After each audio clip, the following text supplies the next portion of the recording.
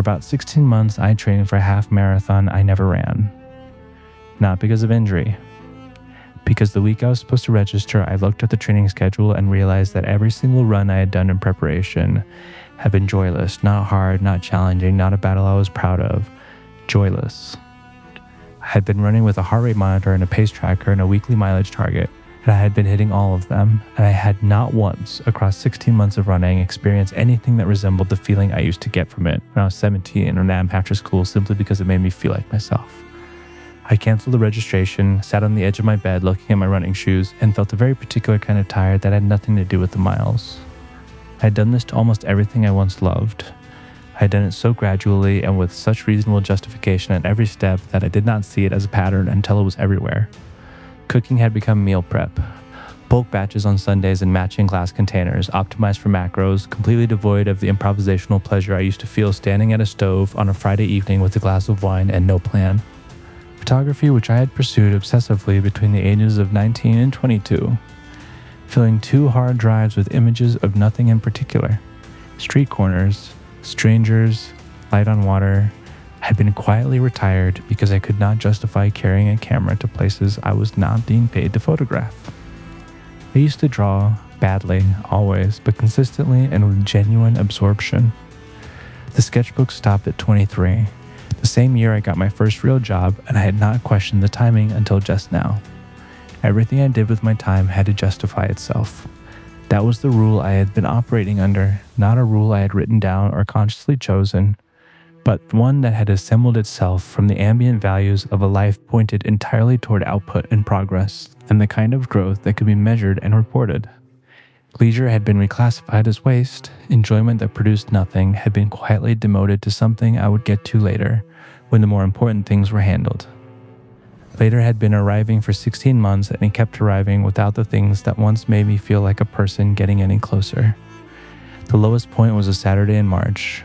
I had the whole day free, no obligations, no calls, nowhere to be, and I spent 8 hours moving between work I had brought home and a feeling of restless guilt every time I stopped working. I could not watch a film without checking my phone.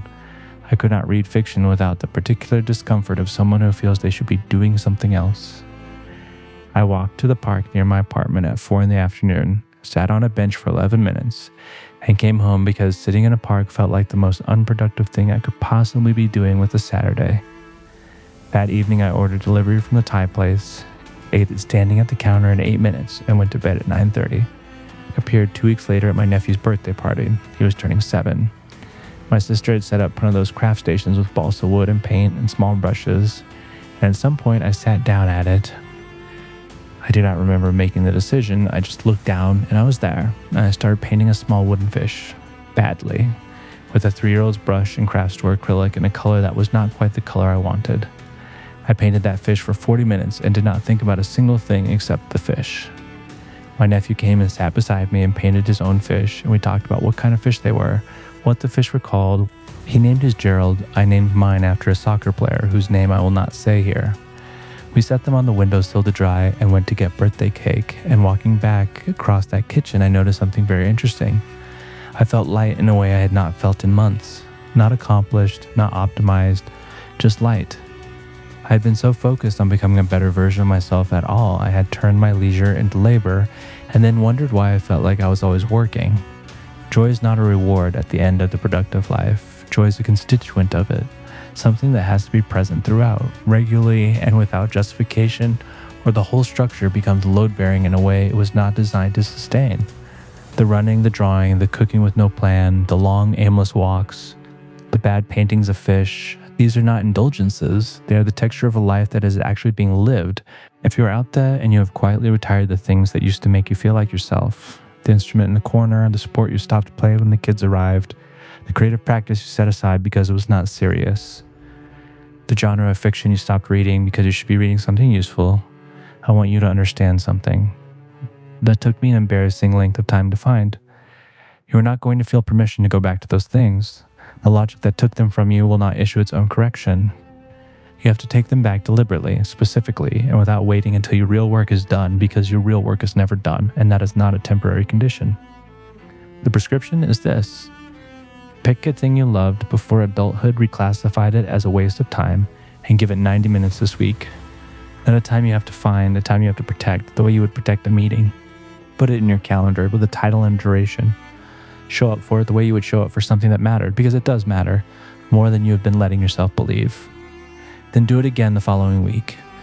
Not to get good at it, not to build toward anything, just to be the version of you that does it, because that version is more complete than the one that does not.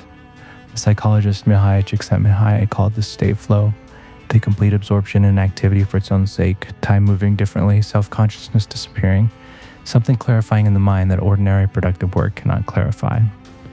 He spent decades documenting it in surgeons, chess players, rock climbers, and artists, and what he found in every case was the same. The people who had access to flow in their lives were not the people who had the most leisure. They were the people who had learned to protect the activities that produced it. Flow does not happen in the optimized life. It happens in the life that has been given room for things that serve no purpose except the feeling they produce. Stop treating enjoyment as a tax on your productivity. Stop believing the version of you that says you will get to it later. When things settle, when you've earned it, when the list is shorter. The list will never be shorter. Later will keep arriving. The things that once made you feel alive are available right now, tonight, in the next hour, if you choose them. Go paint the fish. Go play the song. Go make the thing that feeds nobody but yourself. I forgot how to enjoy things and did not notice. And the day I painted a bad wooden fish with the 7-year-old was the day I remembered that joy was never something I had to earn. If you want to join me on my journey and see more videos like this, please consider liking and subscribing. Thank you so much for watching. Have a great rest of your day.